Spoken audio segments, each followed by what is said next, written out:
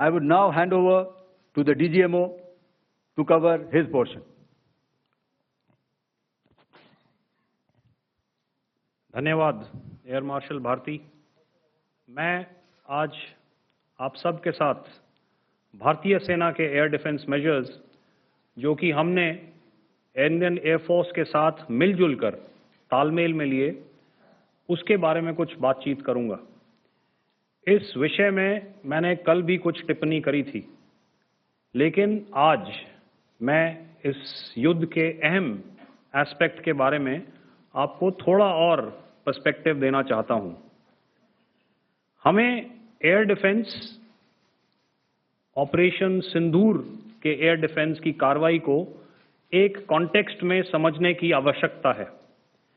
मैंने आपको कल बताया था कि पिछले कुछ सालों में आतंक की गतिविधियों का कैरेक्टर जो है उसमें कुछ बदलाव आ रहा था।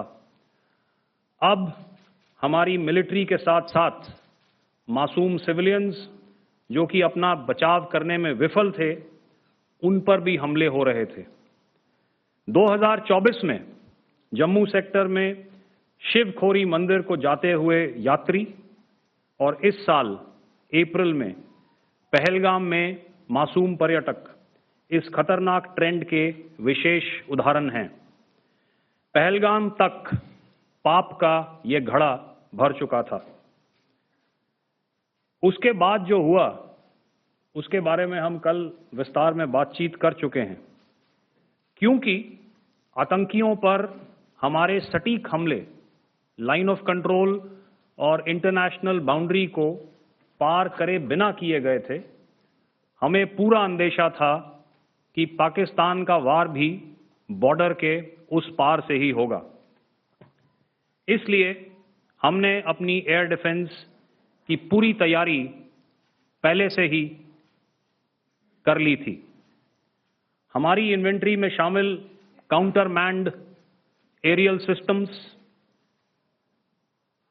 इलेक्ट्रॉनिक वॉरफेयर के साधन और एयर डिफेंस वेपन्स का इंडियन एयरफोर्स के इसी प्रकार के सिस्टम्स के साथ एक अनोखा मिश्रण किया गया। इसलिए आपने देखा कि जब जब पाकिस्तान एयरफोर्स ने हमारे एयरफील्ड्स और लॉजिस्टिक इंस्टॉलेशंस में 9 और 10 मई की रात को लगातार हमले किए, वो इस मजबूत एयर डिफेंस ग्रिड के सामने विफल हो गए। आपके सामने इस ग्रिड को एक तरीके से दर्शाया गया है। आप देख रहे हैं कि इंटरनेशनल बाउंड्री से कितनी layers, radars, counter unmanned aerial systems, उसके पीछे शोल्डर फायर्ड वेपन्स, हमारे विंटेज एयर डिफेंस वेपन्स जो कि काफ़ी सालों से हमारी सेना में हैं। एयर मार्शल भारती ने भी उसके बारे में बात करी। और लास्ट में हमारे modern air defence weapon systems. तो कोई मौका नहीं था कि पाकिस्तान एयरफोर्स ये मल्टी टियर डिफेंस को पार करके पीछे हमारी एयरफील्ड्स या लॉजिस्टिक इंस्टॉलेशंस को टारगेट कर पाए।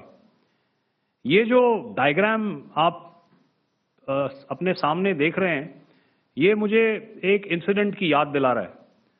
और मैं आपको इस उदाहरण के जरिए से एक ये एस्पेक्ट हाईलाइट करना चाहता हूं। जब मैं स्कूल में था तो तकरीबन मेरे ख्याल से ये 70 का दशक था और उस समय इंग्लैंड और ऑस्ट्रेलिया के बीच में, आज शायद क्रिकेट की बात भी करनी चाहिए क्योंकि मैं देख रहा था कि विराट कोहली ने टेस्ट क्रिकेट से रिटायरमेंट ले ली। कई भारतीयों की तरह वो मेरे भी फेवरेट क्रिकेटर हैं। तो 70 के दशक में ऑस्ट्रेलिया और इंग्लैंड की फेमस एशेज सीरीज चल रही थी और उस समय ऑस्ट्रेलिया के दो बहुत तेज गेंदबाज जो कि क्रिकेट हिस्ट्री में बड़ा उनका नाम है, जेफ थॉमसन और डेनिस लिली, उन्होंने अंग्रेजी बैट्समैन और उनकी बैटिंग लाइनअप को तहस नहस कर दिया था। और ऑस्ट्रेलियंस ने उस समय एक कहावत निकाली थी, that from ashes to ashes and from dust to dust, if Thomo don't get here, then Lily surely must. और अगर आप इस लेयर को देखें तो आप समझ जाएंगे कि मैं आपको क्या बताने की कोशिश कर रहा हूं।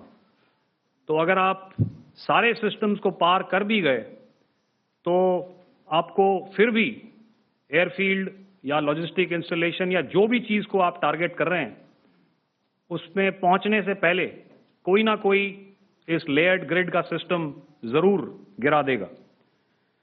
जो दुर्दशा कल आपने पाकिस्तान एयरफील्ड्स की देखी और शायद आज भी एयर मार्शल भारती की प्रेजेंटेशन में, हमारी एयरफील्ड्स हर प्रकार से ऑपरेशनल हैं। यही नहीं, पाकिस्तान के ड्रोन्स और वेपनाइज्ड यूएवीज से की गई हमलावर कोशिशें भी इस ग्रिड के कारण नाकाम हुई और जो बचे कुचे ड्रोन्स थे उन्हें हमारे शोल्डर फायर्ड हथियारों से मार गिराया गया। मैं यहां पर अपनी बॉर्डर सिक्योरिटी फोर्स की भी सराहना करना चाहता हूं। उनके डायरेक्टर जनरल साहब से लेकर बॉर्डर पर तैनात बीओपी पर पहरा देने वाले आखिरी जवान भी हमारे इस अभियान में बढ़ चढ़कर शामिल हुए और बहुत बहादुरी से उन्होंने हमारा साथ दिया। उनके काउंटर अनार्म्ड सिस्टम्स भी हमारे इस मल्टी टियर्ड एयर डिफेंस ग्रिड का हिस्सा थे, जिसके कारण पाकिस्तान की नापाक हरकतों का विनाश किया गया। आपने सुना ही होगा, जब हौसले बुलंद हों तो मंजिलें भी कदम चूमती हैं। In the end, I would like to highlight again that in every single domain that Operation Sindhur has been prosecuted, there has been absolute synergy between the three services. Not only have we, in this endeavor, been fully supported by our government, departments, and agencies, I cannot here not mention our 140 crore countrymen that have stood behind us with their prayers and goodwill, urging and inspiring us to achieve our mission and objectives. For that, we salute you. You are indeed the best. Jai Hind.